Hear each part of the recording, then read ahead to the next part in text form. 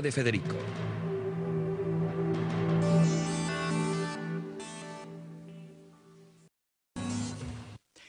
Bien, dentro de este repaso a los grandes creadores de opinión en España, a los periodistas más famosos, han pasado ya por este programa, pues Pedro J, Jesús Cacho, Raúl del Pozo, Carmen Rigal, Sánchez Dragó, la semana pasada, y hoy pues tengo el gusto de presentar a Carlos Herrera. Carlos. Buenas noches. Esto va a dar mucho que hablar, sí, pero hablaremos primero. Ya lo ha dado previamente. ¿Ah, sí? Porque ya cuando he anunciado que venía a tu programa, ya se han movido algunas inquietudes, ¿no? Sí. ¿Pero a qué? ¿Por qué? Desmentimos que vamos a crear una nueva cadena. No lo desmientas, no hay que desmentir nunca nada. No. Deja que corra. Yo no voy a Onda Cero, tú no vas a la COPE, de momento. De momento, exactamente. Bien, de momento no nos intercambiamos. Pero nunca se sabe. Vale. No nos retiramos tampoco, aunque a lo mejor puede. Yo qué sé, eso. Sí. Bueno, Carlos, siempre a mí lo que me interesa de la gente que ha llegado a ocupar un lugar importante en la comunicación es en qué momento se despierta esa vocación de comunicar, de mandar, de controlar, de enamorar, de seducir, etc. Tú naces en un pueblo de Almería. ¿Hasta qué años estás en Almería? No, yo nazco en verano. En verano. Es decir, nosotros ya vivíamos en Barcelona. Mi padre es un producto de la España móvil, fundamentalmente militar, por la profesión de mi abuelo, y mi familia es de Málaga, los Herrera, ¿no? Pero bueno, crecen en Tenerife, luego en Bilbao, y ya de mayor, cuando estaba estudiando la carrera, pues va a estudiar con un tío mío que vivía en Barcelona, y entonces allí conoce a mi madre, cuya familia había venido de Almería. Entonces, bueno, yo soy un producto circunstancial almeriense, pero sobre todo soy un producto cultural almeriense, ¿no? Porque Almería es el lenguaje de casa, la comida de casa, las costumbres de casa, la abuela sobre todo, ¿no? Y la familia, el sentido grupal, esa especie de familia agrupada, porque era una familia que se trasladó entera, ¿no? Primos y más primos, y que luego ya se han ido catalanizando con prudencia, Sí. Con prudencia. Catalanizando con prudencia y lealtad, ¿no? A la tierra catalana, a la que yo tanto quiero y tanto lo debo. Claro, hasta los 20 años yo estuve en Barcelona, ¿no? Tú de crío estás en Mataró. Estoy en Barcelona, luego en Mataró, efectivamente. Mi padre obtuvo la plaza del seguro, para entendernos, ¿no? Y con 20 años, pues me voy a Sevilla, porque por una razón tan sencilla como que me toca hacer la mili. Es una razón de peso. Sí, una razón de peso. Mi abuelo había sido juez en Sevilla, y entonces, bueno, quedaba en la familia. Ya llegué a Sevilla y en el minuto 1 fue tan electrizante que ya me quedé. Y llevo 30 años. Tengo 50, pues echa la cuenta. Carlos, ¿qué es lo que qué es lo que recuerdas de las primeras lecturas? ¿Cómo aprendes a leer? ¿Qué es lo que te gusta leer y cuándo rompes a escribir?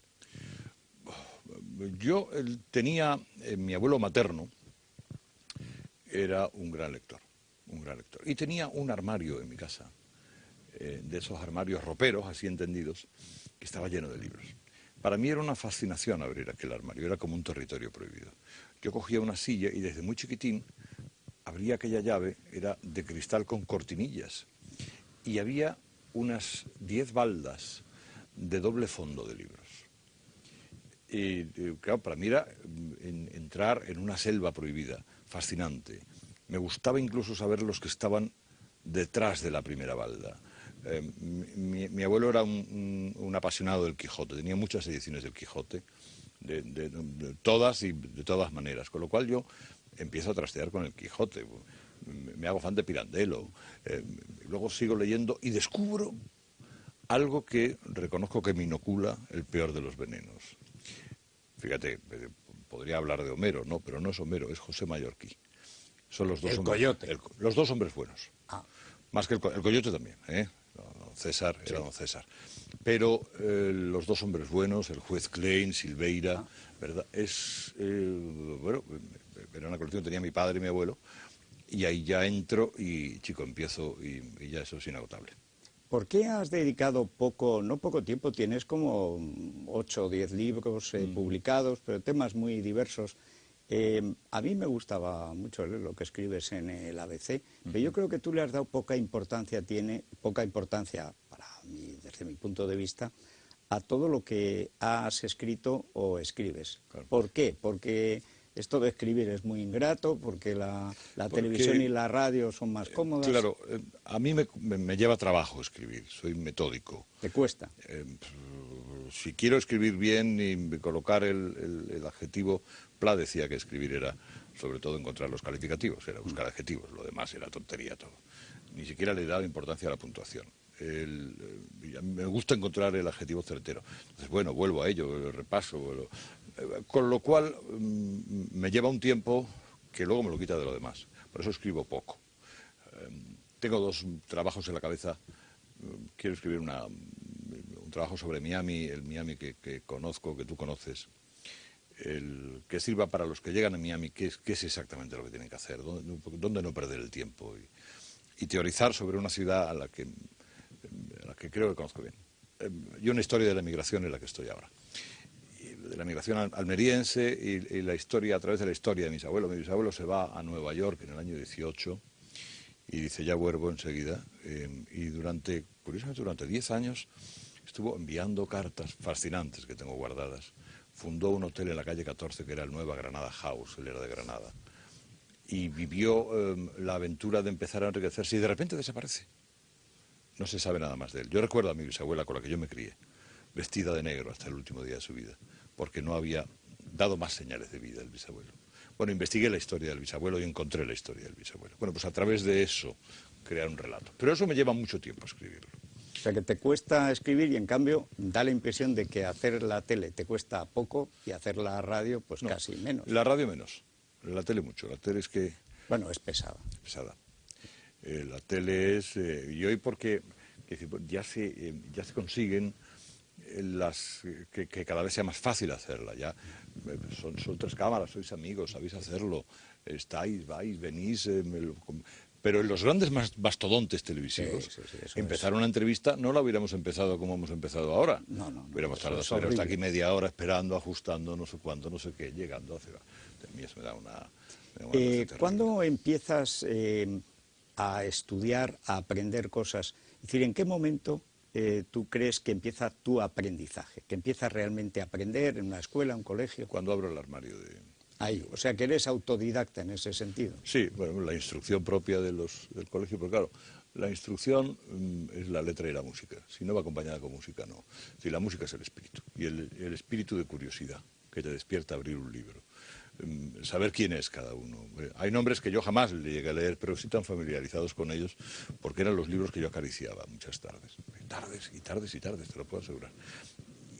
En ese momento, cuando abro el misterio, ese arcano extraordinario del armario, es cuando empiezo a emocionarme con los libros y con la curiosidad. Se me despierta la curiosidad. ¿Qué hay en esos libros? ¿Qué cuentan? ¿Qué historias hay?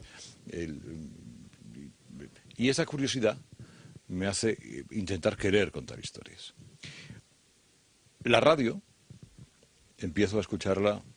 La radio que se hacía en Barcelona de los 60 y en 70 era portentosa. Sí, era realmente además muy viva, muy chispeante. La realización, un talento. Y yo empiezo a escuchar la radio y a fascinarme. Yo quería contar historias como contaban en la radio. Yo era de los que iba a ver las radios cuando era jovencito, a verlas, que me dejaran sentar. Yo era el pelma que llegaba allí. Otra vez el niño. Otra vez el niño, que se siente, que rastre pesado, ¿no? Y me quedaba mirándolo todo y haciéndolo y tomando nota. Y luego ensayaba en mi casa con un casete Philips viejo que tenía ahí. Cintas que tengo guardadas, que nunca haré públicas, pero que son fascinantes. Claro. ¿Tienes algún profesor, aparte de esa curiosidad intelectual que nace de dentro y que es la que dura ya toda la vida, haya algún profesor, alguna profesora, sea en la segunda enseñanza o luego si tienes alguna, creo que te fuiste a América incluso, en fin, sí. Pero ¿hay algún profesor que te haya marcado o no has tenido mentores? La universidad, por supuesto, pero la universidad llegó en una época complicada y donde había penenes extraordinarios, pero los catedráticos nosotros no los veíamos. Yo sabía que era una especie que existía, pero entonces no se veía. Yo sí recuerdo un profesor de historia, a mí me hizo apasionarme por la historia. Un señor se llamaba el profesor Asensio. Hoy es muy viejito y toma el sol a los medios días que hace sol en Barcelona, en la Ronda General Mitre. Tiene ya 90 y muchos años. Se va consumiendo poquito a poco y algunas veces he pasado a verle. Se acuerda de mí de casualidad, porque sí. Fíjate, por un profesor de 90 años, las de criaturas que habrá desasnado, ¿no? No se puede acordar de todas. Pero bueno, me gusta hablar con él, porque era un hombre florido, fascinante, explicando la historia y ahora supongo que el pobre, si supiera la historia que se estudia en los colegios, pues me imagino que desearía morirse rápidamente, claro. Pero... Cuando empiezas en la universidad, ¿qué estudias? Medicina.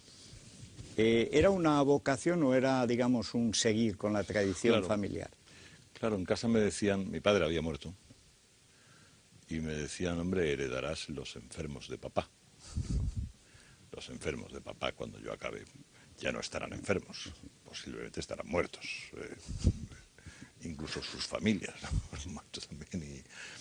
Y bueno, en mi casa decir que yo quería ser periodista, o que era como decir, quería ser titiritero, ¿no? Una cosa parecida, y entonces no, es una cosa que no se discutió nunca.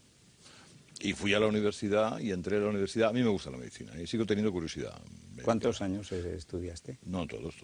O sea, terminaste la carrera, o sea que tú eres un médico. Yo siempre digo que yo estudié medicina. Sí. Ser médico ya es otra cosa porque eso exige... Nada de lo que yo estudié, hombre... El virus sigue siendo el mismo virus y la enfermedad que provoca la misma. Pero, por ejemplo, en cirugía, las quirúrgicas, que son 3 en medicina, eso no tiene nada que ver. Nada. Las técnicas quirúrgicas, bueno, yo estudié una cosa vetusta y antigua que hoy en día no sabría... Bueno, me llevo unas sorpresas tremendas. Y cuando tienes ya medicina, entonces ¿vas a periodismo o simplemente lo haces, no lo estudias? Yo no lo estudio, simplemente lo hago. Yo empiezo en la radio en el año 77 en Sevilla. Siempre acostumbro a contar que yo empecé de traidor, que entonces el traidor era una figura elemental en la radio sevillana entonces, que era el que traía las cosas. Y entonces... El traidor. El traidor, claro. Niño, tráete los papeles, niño. Y así empiezo, y poco a poco, bueno, dando codazos, pues vas consiguiendo sitios, ¿no? Y empiezas a querer poner en práctica aquello que has ido ensayando en tu casa tanto tiempo. Vengo un tiempo, la verdad es que vengo un tiempo a Barcelona y alterno Barcelona y Sevilla a través de la radio Mataró, pero bueno, ya definitivamente luego me instalo en Sevilla y luego alterno con Madrid, porque yo siempre he estado alternando con Sevilla, pero siempre teniendo un pie puesto en la ciudad, ¿no? Sí, ¿se te da bien desde el principio? Es decir, la radio se te hizo fácil, como dice Yo tenía José la sensación Alfredo de que es que llevaba toda la vida trabajando en esto. El otro día repasé, porque conservo, soy buen conservador, y conservo muchas cosas. Y conservaba cintas de los primeros programas que hice, ya como profesional, es decir, cobrando un sueldo y esas cosas. Es duro aguantar ese oírte porque decías, bueno, pero ¿cómo podías hacer los programas así? Pero ¿cómo podías poner esa voz? ¿Cómo podías tener esa flauta? ¿Cómo podías despedir así a un oyente? ¿Cómo podías...? Pero reconozco que ya tenía rudimentos elementales de realización. Tenía un sentido espacial en la cabeza de cómo yo quería hacer los programas, ¿no? Y lo hacía, hombre, con poco acierto, pero lo hacía desde el primer día. Y lo que pasa es que, claro, luego aprendes, sobre todo, además de medir tiempos, a medir prudencias. En qué jardines no te has de meter, en cuáles puedes meterte, y a no perderle nunca respeto al micrófono, porque hay gente que le pierde respeto al micrófono, se cree que estoy... Sí. Y empieza a decir, y siempre hieres alguna sensibilidad, siempre molestas a alguien, siempre... Hay que procurar, bueno, eso llevarlo con cierto equilibrio, ¿no? ¿Hay alguna radio en la que no hayas estado? Porque yo creo que has estado en todas. Pues mira, no estuve en la vieja Antena 3. Ah, es verdad. En esta no estuve en Radio Cadena, no estuve en... Bueno, ya ¿No has estado en Punto Radio? No he estado en Punto Radio, no me ha dado tiempo. Porque... Claro, bueno, no lo descartemos, ¿eh? No, sobre todo en plural. Oye, pero yo recuerdo que es la vez que nos conocemos, cuando estás en Antena 3, se produce entonces lo que desde el punto de vista de la empresa era, hoy diríamos, una fórmula absolutamente invencible. Antonio Herrero, sí, de 6 a 10, y tú de 10 a 1. Sí.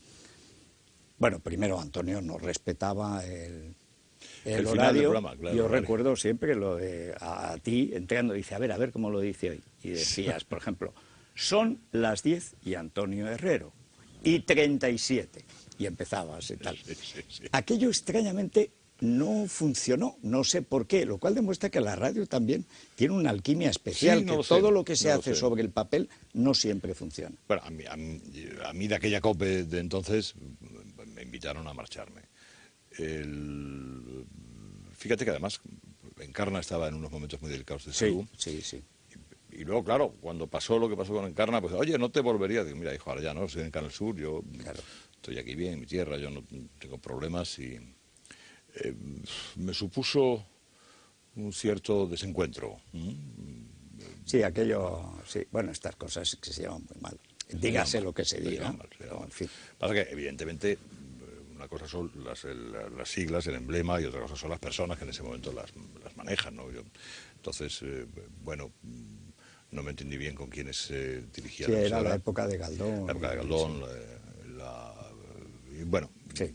desencuentros. Oye, chico, pues nada, esto las cosas empiezan y acaban, ¿no? Pues te vas y ya volverás, o ya irás a otro sitio, o ya nos encontraremos. Sí. ¿Qué te gusta de la mañana? ¿Qué te gusta de la tarde? ¿Qué te gusta, digamos, de la tarde-noche? Porque un programa de noche-noche no has hecho, ¿no? En la cadena SER sí, hice El borde de la cama. Qué Después de la copla. manera de señalar, ¿no? Sí, el borde de la cama. Me decía, no estoy al borde de la cama, no soy el borde de la cama, que es distinto. Y ya no tengo edad de hacer programas de noche. Hay una edad, para hacer programas por la noche. O sea, ahora acabar a las 3 de la mañana un programa e irte a tu casa con la tensión de haber acabado un programa, que no te duermes, que tienes que esperar una hora más, pues, tomándote, fumándote un purito. Tal. Ahora yo no podría hacer un programa me costaría mucho. La tarde es interesante, pero a mí me gusta la mañana, aunque solo fuera por una cuestión de horarios. Yo soy madrugador, no he sido noctívago nunca, con lo cual para mí no es un problema levantarme a las 4:30 de la mañana. Yo prefiero acabar a las 12 del mediodía. Y saber que puedo dedicarme a planificar mañana, a planificar lo del día siguiente, a escribir, a pasear o a irme a comer contigo. Ya me has dicho a las 4:30, que es cuando te levantas. Sí, 4:20. ¿Qué haces en esa...? Corro. ¿Qué haces? Me voy a correr. ¿Corres? Sí, de 4:20, 4:30 corro, hago una milla, antes por alrededor de casa. Y, en fin, mis abluciones. Sí. Y yo a las 5 ya llego a... Yo vivo al lado de la emisora. Incluso muchos días voy en bicicleta. Eso además da una pátina progre extraordinaria.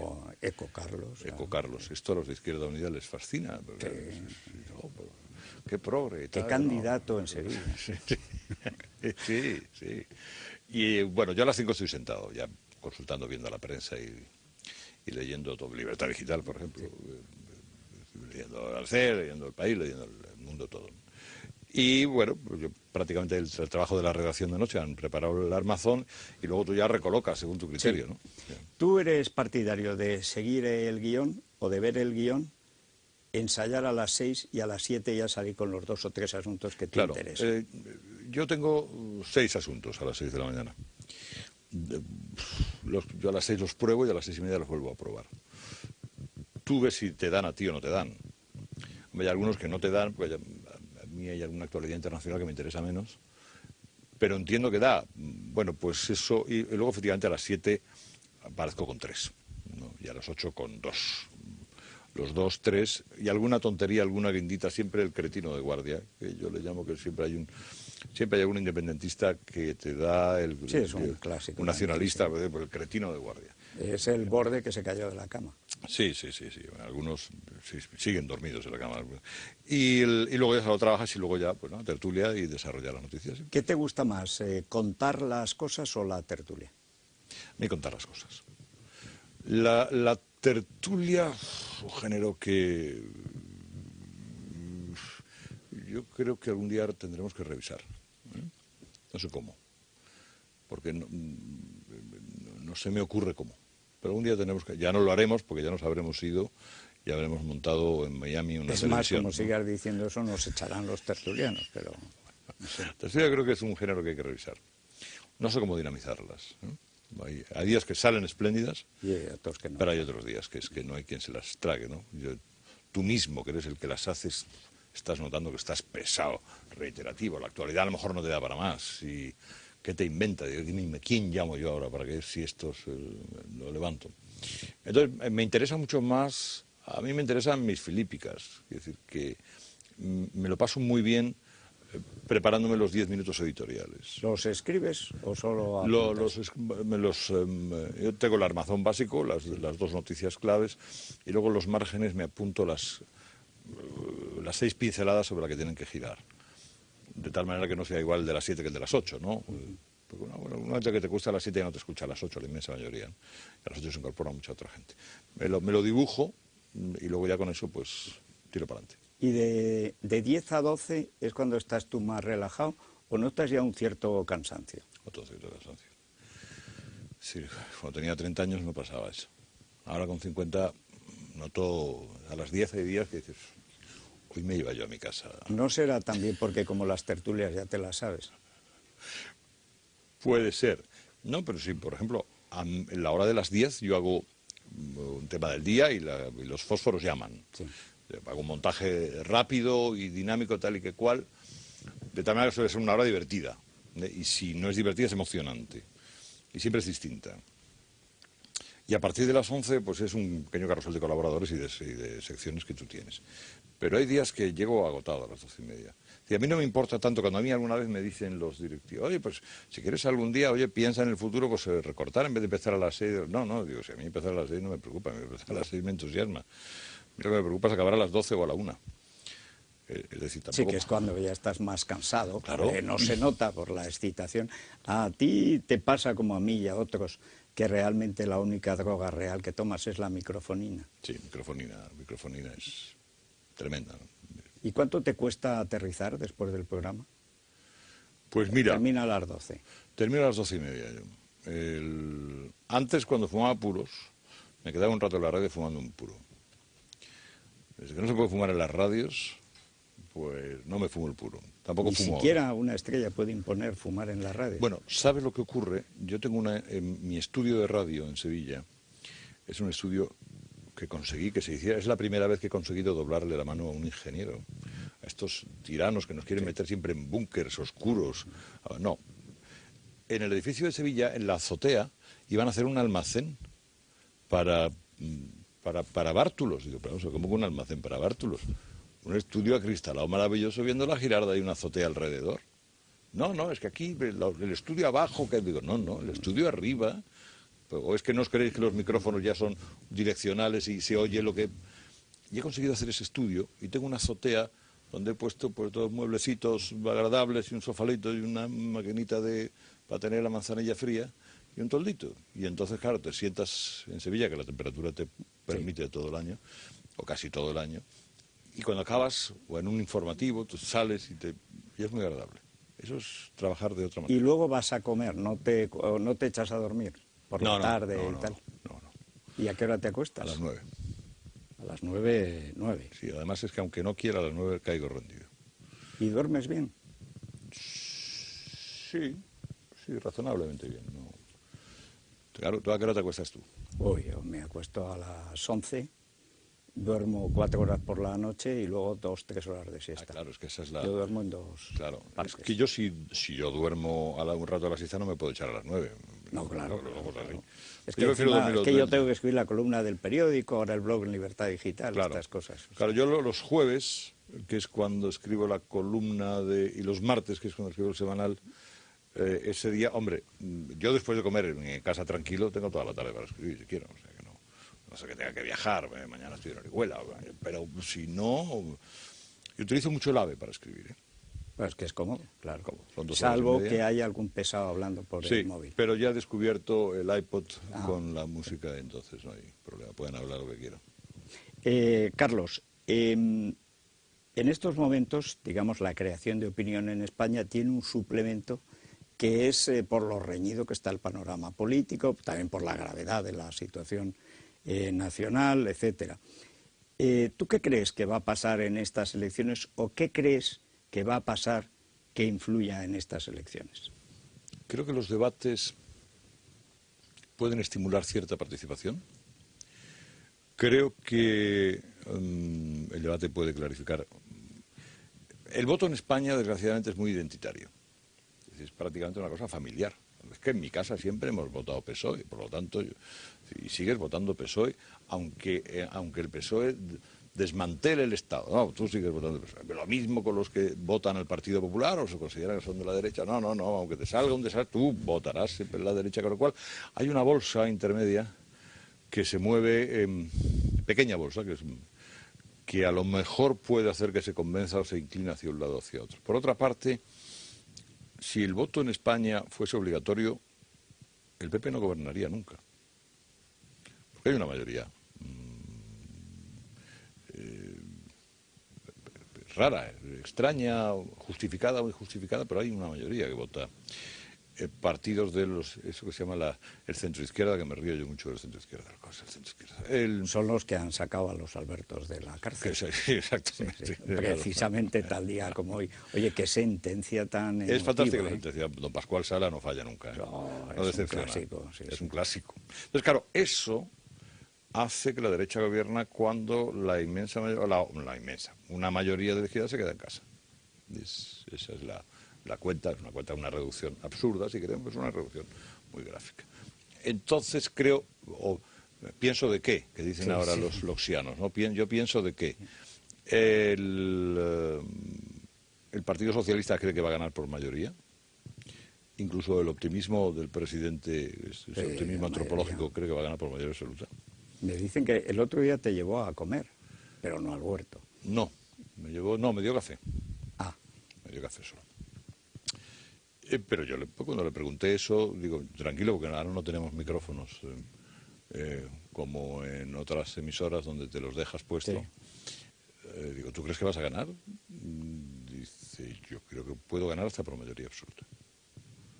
Digo, bueno, optimismo antropológico. Dice, no, sí, optimismo antropológico. Hay otros dentro del Partido Socialista que no lo tienen tan claro, ¿no? Que tienen más dudas. ¿Tú qué crees que va a pasar? Yo creo que va a ser un resultado muy ajustado. Y que si están dando varias teclas, a ver cuál suena. Si encuentran la que suena, que movilice, es decir, encuentran la guerra de Irak, que ahora mismo no moviliza a nadie, pero encuentran una, y el Partido Popular mete la pata en alguna cosa que puedan aprovechar, ganarán por un margen estrecho, pero ganarán. Todos están en contra de esa tecla. ¿Tú crees que el PP puede ganar? Sí. Si me lo preguntas, hace 2 semanas esta pregunta te hubiera dicho que no. Ahora creo que tiene, y me consta que hay cierto nerviosismo, cierta incomodidad en el Partido Socialista, que sobre todo se plantean, si pierde el Partido Socialista, ¿qué pasa con Rodríguez Zapatero? Rodríguez Zapatero, por ejemplo, renunciaría, le detendrían los de su mismo partido. ¿Cooptarían a Rosa Díez? ¿O sería Bono con el tinglado? En fin. Rodríguez, yo creo que hacia atrás va a ser difícil.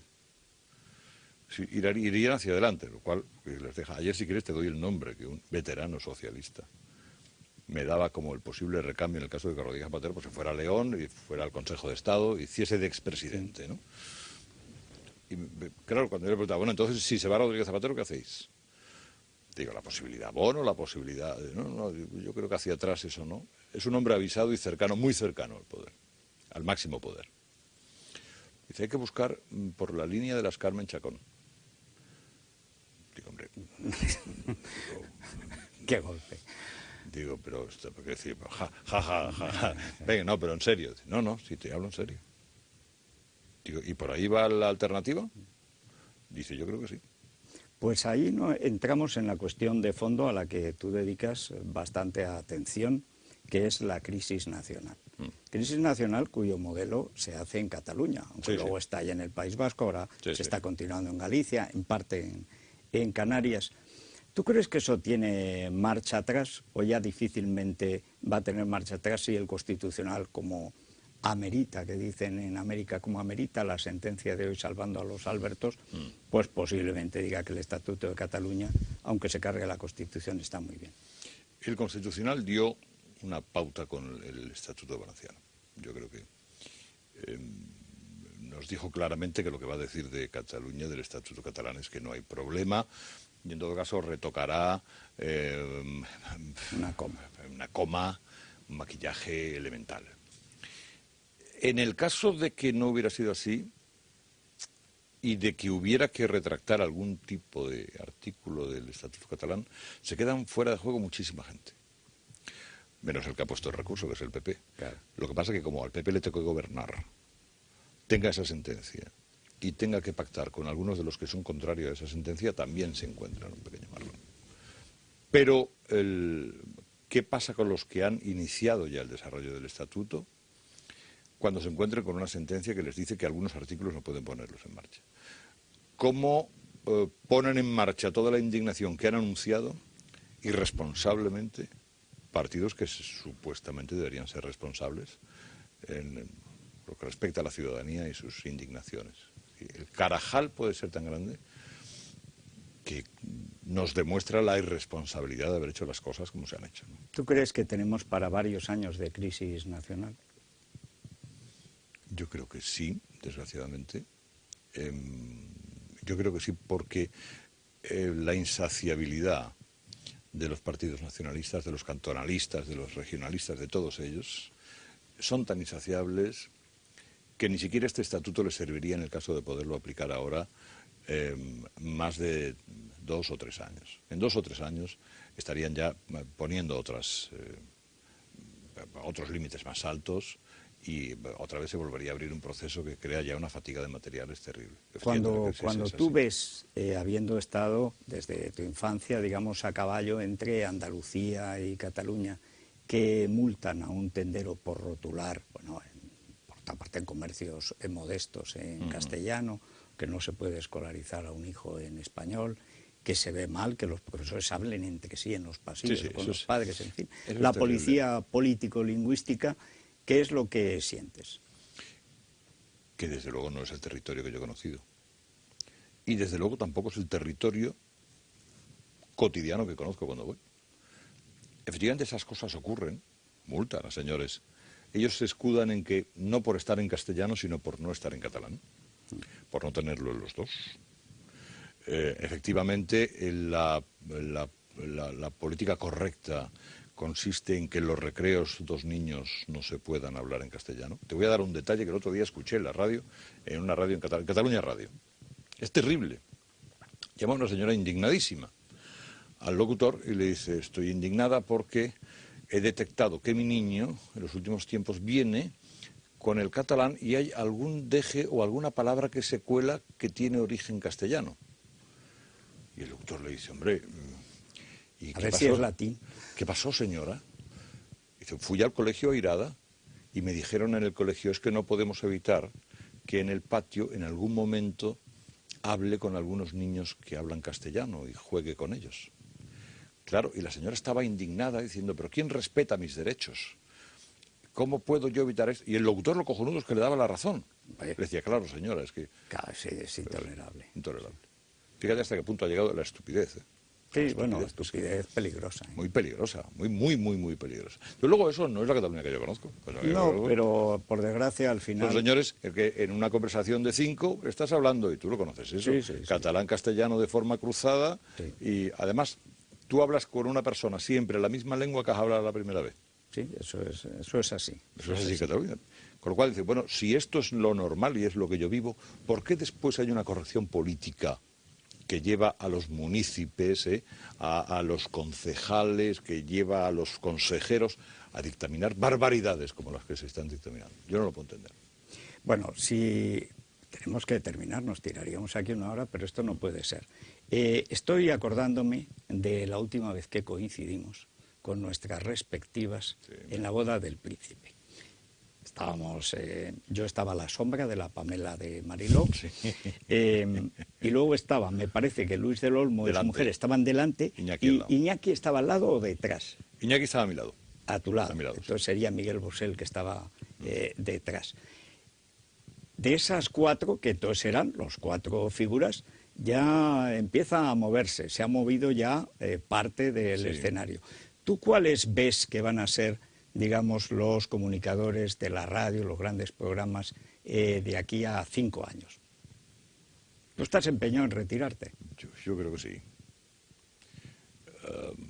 Yo creo que en 2 años ya está bien. Me han dicho que lo de la alacena, que es tu... La alacena es una cantidad yo tengo mis productos, Claro. mi manzanilla, mi aceite, mi cerdito, que me dan mis jamones, y los vendo a muy Pero buen me dicen precio. que te va muy bien, ¿eh? Sí, no va mal, no va mal.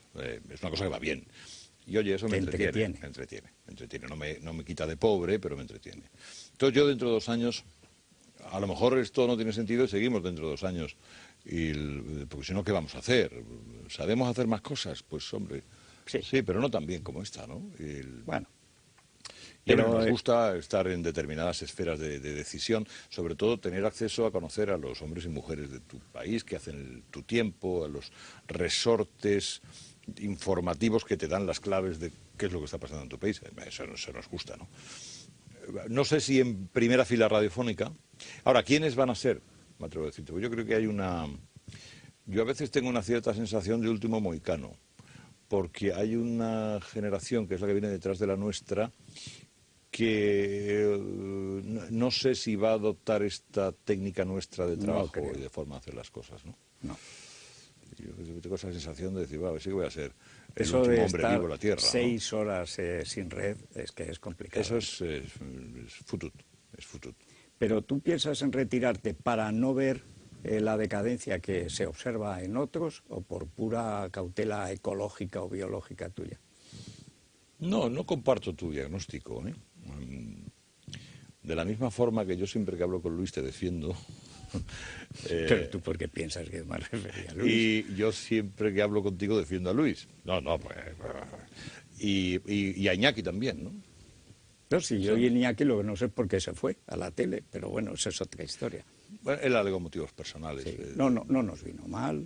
No nos vino mal. A Francino yo le conozco menos, pero el trato que he tenido con él ha sido siempre muy agradable. Yo a Luis le quiero mucho, le defiendo mucho. Yo siempre le pregunto, digo, pero vamos a ver, Luis tiene 21 años más que yo. Digo, pero Luis, con todo lo que has ganado honrada y legalmente, ¿por qué no te vas a la playa? Vamos, yo, con el bulto gordo aquí y las puntas de los billetes asomando, yo estaba jugando al golf porque no me gusta, pero vamos, yo estaba en la playa hace ya muchos años. En cambio, yo esa batalla de Luis de seguir queriendo trabajar y estar, pues yo la aplaudo, ¿no? Me parece magnífica. Tú y yo, pues como cuando nos vayamos a cenar, si no sale el acuerdo de que nos vayamos a montar una emisora, pues algún día nos tendremos que ir también, ¿no? Vamos a ser eternos. Pero a lo mejor a Miami, ¿no? A Montamos Miami. una radio por internet. Ahora hay una que se vende. ¿Tú te acuerdas de Radio Única? Sí. Bueno, pues la Radio Única está... Y es buena frecuencia, ¿eh? Sí. Y es una buena cadena. Bueno, Carlos, como esto no puede ser eterno, nada, quedamos para otra vez. Bueno, pues seguimos. Si quieres, a la vuelta de las elecciones, hacemos un balance de estado de desperfectos, deterioros y catástrofes. Sí, porque yo me he quedado con muchas cosas por contar. Yo venía a contar muchas más. No, sí, yo lo sé. Por eso, después de las elecciones quedamos. Quedamos. Ya. Bueno, muchas gracias, Las que tú Carlos. tienes. Bueno, y gracias, amigos. Buenas noches. Hasta la semana que viene.